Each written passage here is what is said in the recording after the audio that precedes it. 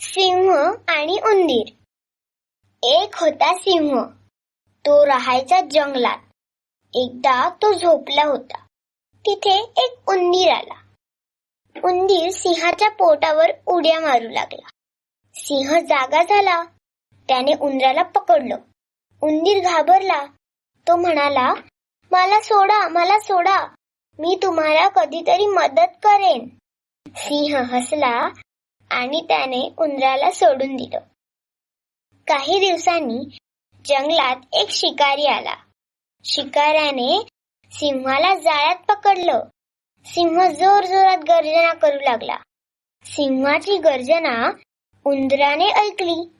बिळातून बाहेर येऊन पाहतो तर काय, सिंह जाळ्यात अडकलेला. उंदरानं सगळं जाळं कुरतडलं.